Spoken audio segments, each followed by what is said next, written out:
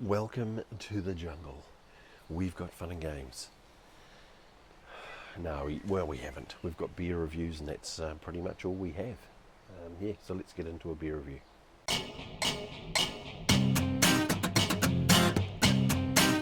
Alright, guys, welcome back to Beer Reviews with BeerSarge. Special review today. It's kind of midweek. I generally don't do midweek beer reviews, but I felt compelled.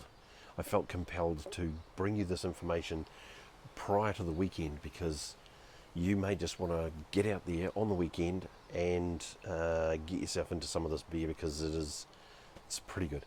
I've given it away. I've given it away already. It's pretty good. I've said it's pretty good. Back in the 70s and 80s, mainly 70s, there was a beer that I grew up on. I cut my teeth on.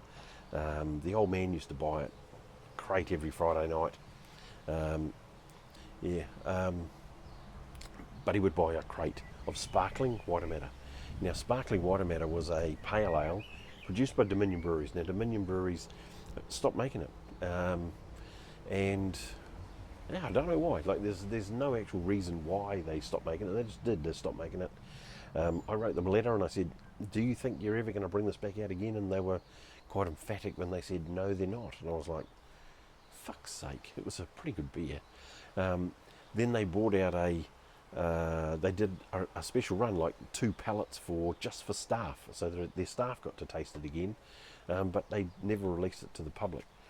So they're sitting on that recipe and hiding it. But it was a very nice pale ale. Like, it was fantastic.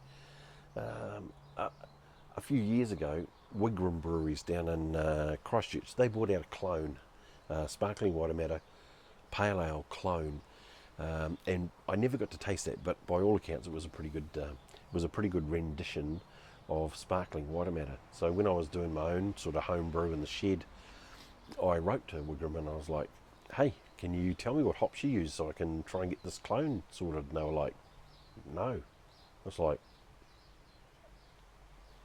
fuck. So I didn't. I never ended up making it. So I've always been sort of hunting for that beer that tastes kind of like sparkling Watermatter, so that I could, bring back those memories, and I think I fucking found it. So I'm rocking around Pack and Save last night. I'm getting a 6-pack because I need something to tide me over to the weekend. A couple of beers a night after work. And I fucking stumble across this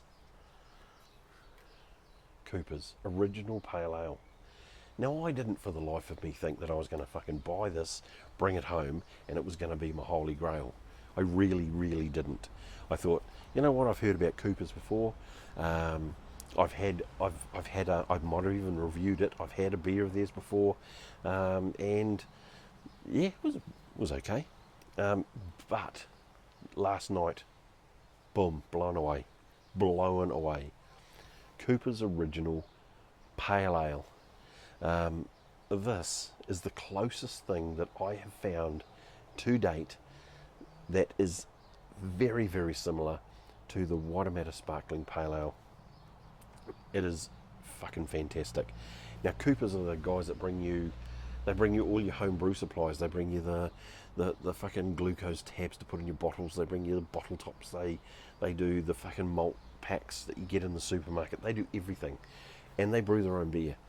And they're pretty much I want to say that they're the pioneers of the unfiltered beer market, because from what I remember, the beer that I reviewed, I poured it into my glass and I was like, what are all these pieces of shit in it? And what do I always say? That the pieces that you find in the unfiltered stuff that McLeod's make, that's your flavour. Coopers have been doing that prior to McLeod's bringing out their unfiltered. And they even say on here, roll the can around, give it a gentle roll, so that you can get the distinctive taste out of their beers. I can't say enough about this beer. It is fantastic. It says on here, Coopers is renowned for its expertise in top fermentation and natural can conditioning. This process gives the original pale ale a cloudy appearance and a fruity and floral aroma. The balanced use of malt and hops delivers a refreshing palate, finishing with a crisp bitterness. It is fucking fantastic. It's a 4.5 in a 375, so it's a big can even. Yeah, so let's get it in a glass, and you can I don't know. You really need to taste it for yourself. So we'll chuck it in here.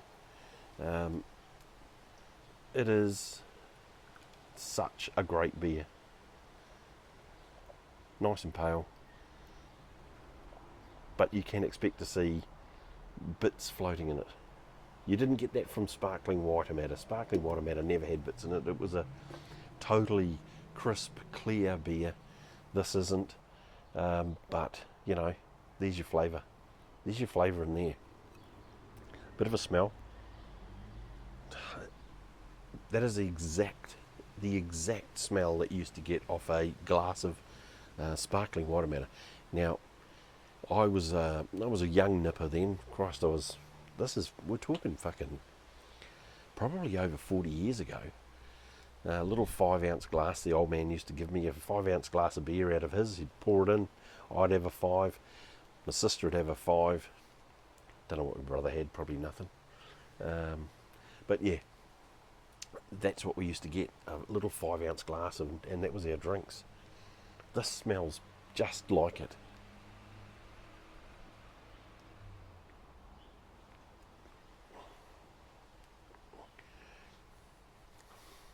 Without a word of a lie, it is the closest to Sparkling Watermatter that I have tasted in 40 years.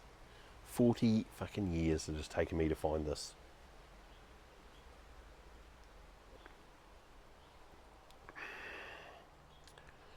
It's fantastic. Fantastic. It's going to be my beer of choice from now on. I'm sorry, but the good ones that I get from McLeod's, the great ones that I get from McLeod's, have been surpassed by Cooper's Brewery Original Pale Ale, just for that nostalgia. It's fucking brilliant. $16.99 for a 6-pack at Pack and Save.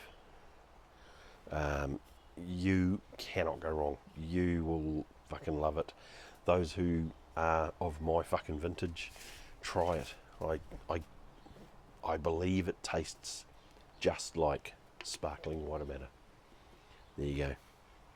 There's a historical reminiscent beer review from the BeerSarge.